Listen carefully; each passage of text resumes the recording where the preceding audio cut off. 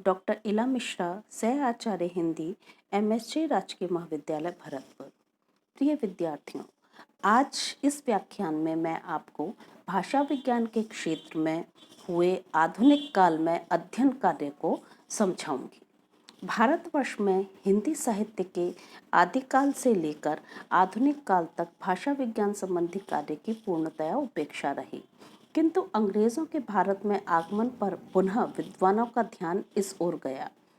कालक्रमानुसार सर्वप्रथम भारतीय भाषाओं पर कार्य करने वाले विद्वान कॉर्डवेल मिलते हैं, जिन्होंने 1856 में द्रविड़ भाषाओं का तुलनात्मक व्याकरण लिखा, जिसका संशोधित एवं परिवर्धित संस्करण 1875 में प्रकाशित हुआ।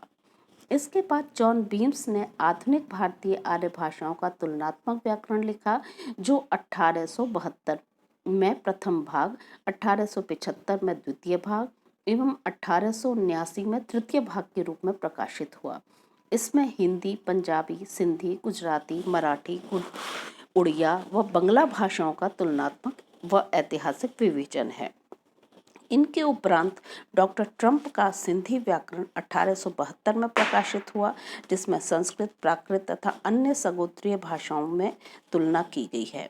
1873 में इनका पश्तो व्याकरण प्रकाशित हुआ। इनके पश्चात पादरी केलाक का हिंदी भाषा व्याकरण 1876 में प्रकाश में आया।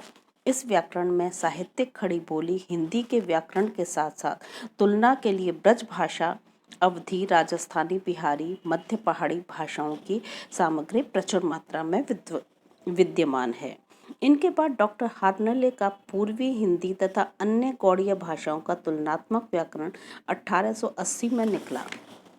इसमें बिहारी भाषाओं के व्याकरण के साथ साथ भोजपुरी भाषाओं का भी वर्णनात्मक व्याकरण दिया गया है।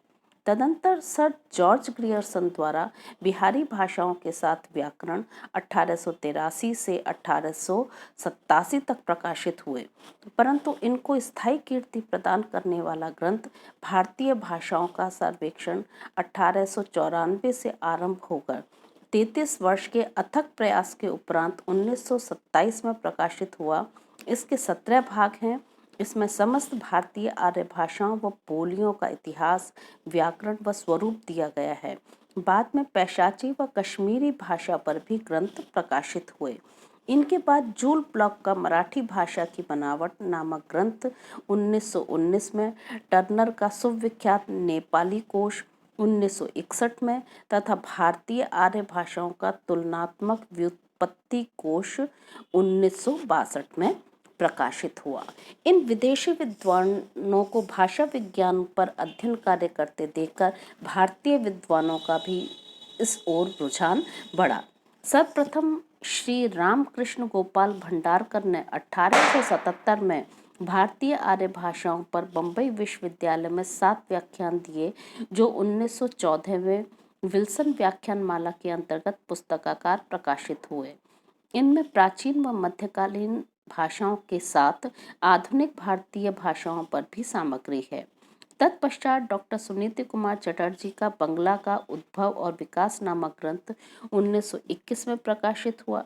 डॉक्टर चटर्जी का यह शोध प्रबंध भारतीय आर्य भाषाओं के इतिहास का विश्वकोश कहलाता है। इसमें एक भारतीय भाषा पर सर्वप्रथम अत्यंत महत्वपूर्ण शोध कार्य हुआ। इनके पश्चात डॉक्टर बाबूराम सक्सेना ने अवधि के विकास पर 1931 में अपना शोध प्रबंध तैयार किया। इसमें आधुनिक भारतीय आर्य भाषाओं की ध्वनियों का प्रयोगात्मक ध्वनिशास्त्र की दृष्टि से विश्लेषण एवं विवेचन किया गया तथा हिंदी की एक प्रमुख बोली का सर्वप्रथम वैज्ञानिक अध्ययन किया गया।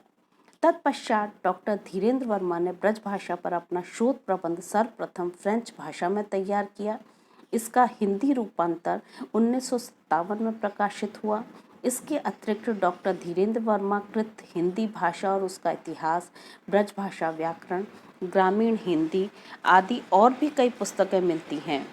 इनके अतिरिक्त आधुनिक काल में प्राचीन भाषाओं पर कार्य करने वाले भारतीय विद्वानों में डॉक्टर सिद्धेश्वर वर्मा, विश्वबंधु शास्त्री, भोला शंकर व्यास, doctor Sukumar Sen, Jagdish Kashyap, doctor तारापुरवाला, doctor Sarju प्रसाद अग्रवाल, डॉक्टर नामवर सिंह आदि के नाम महत्वपूर्ण हैं। अन्य भारतीय आर्य भाषाओं पर कार्य करने वाले विद्वानों की सूची बड़ी लंबी है।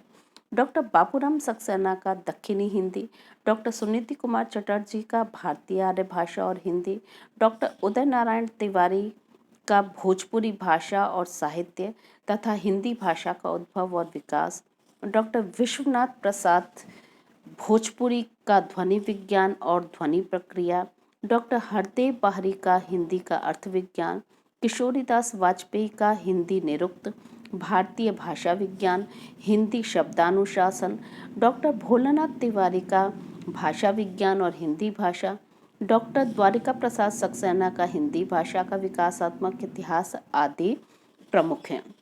डॉक्टर उदय नारायण तिवारी ने मैक्स मूलर का भाषा विज्ञान, डॉक्टर विश्वनाथ प्रसाद ने ब्लूमफील्ड की भाषा, डॉक्टर भोलानाथ तिवारी ने डॉक्टर गुणे का तुलनात्मक भाषा विज्ञान आदि पर अनुवाद कार्य भी किया है। इस प्रकार भारतीय भाषाओं में हिंदी तथा उससे संबंधित बोलियों पर भी आधुनिक काल में अनेक कार्य हुए हैं। मैं अपना व्याख्यान यहीं समाप्त करती हूँ।